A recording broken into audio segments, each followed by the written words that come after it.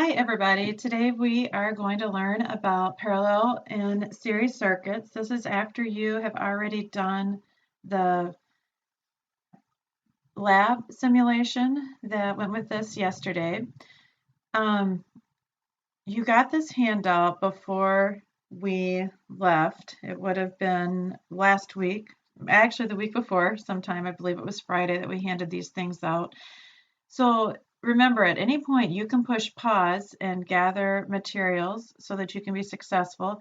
If you can't find this, you could use just note paper and write down this information as well. So if you're having a hard time finding it, then simply grab out a sheet of paper and copy this information down into a spiral notebook or something like that, and that would work just as well. So first of all, if we were to look at a parallel circuit and the diagramming of it, a pretty good way to diagram this, and I'm going to draw one with two light bulbs in it, and we did this, or one like this in our simulation, but this would be a nice diagram of something that would have a parallel circuit. So we have two light bulbs. We have two different paths that current can go through. So it could go through this first path of this one light bulb or this second path of this second light bulb. So a key characteristic of a parallel circuit is current has more than one option to flow. So let's write that down.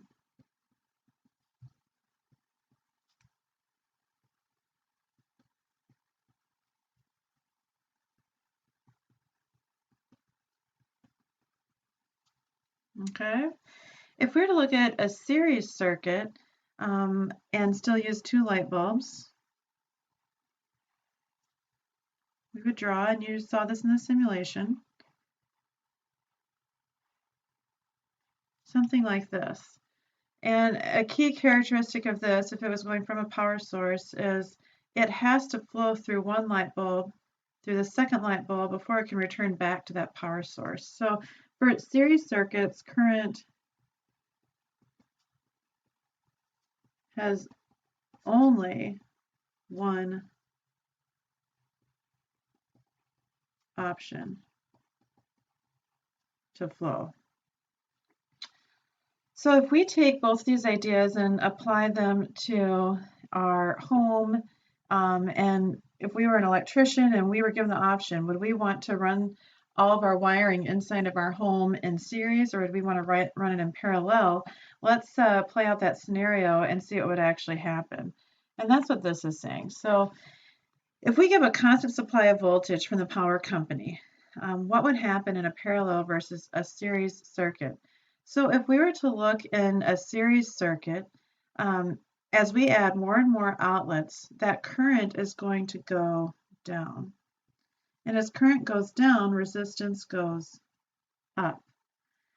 The voltage at a single outlet, and we didn't test this with the simulation, but if we were to do this, we would find that the voltage is constantly changing, and that is never going to be good for any appliance that we're trying to plug in to the wall. If one outlet goes out, they will all go out.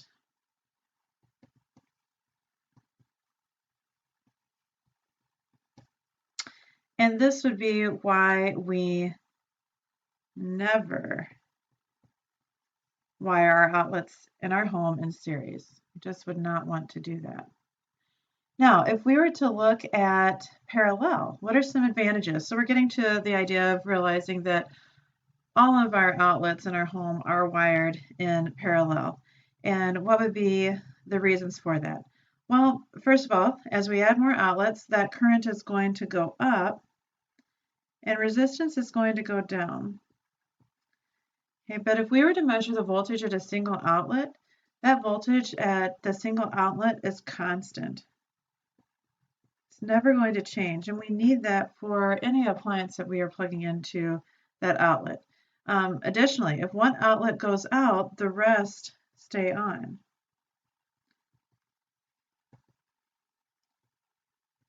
Think of it as if you have one light bulb that goes out in your ceiling. So think of some type of a ceiling light bulb situation. one goes out, they don't all go out, just one goes out, and then you know which one to replace.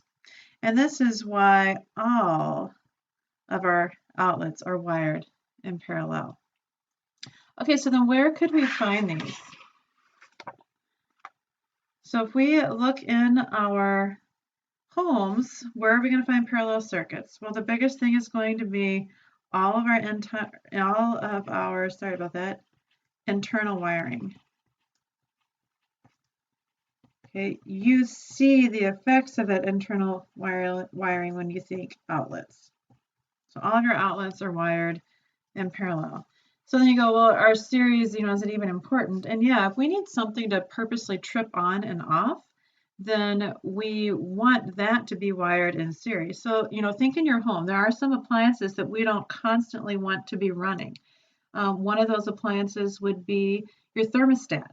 You don't want it to be on cold air all the time or hot air all the time. We want it to purposely go off. And so your thermostat would be an example of something that would be wired in series. A water pump would be another example of this. We don't want the pump always on, we just need it on at certain times. So that's going to be wired in series. And then honestly, any individual appliance that you have plugged in, we can think of as wired in series because it only has one option for that current to flow. So therefore wired in series. So once you turn the switch on to operate that individual appliance, it is wired in series. There's only one option for that current to flow. Okay, I'm going to give you a video that might help as well, but hopefully you're getting an idea and a feel for parallel and series circuits, and we will be able to demonstrate that knowledge shortly.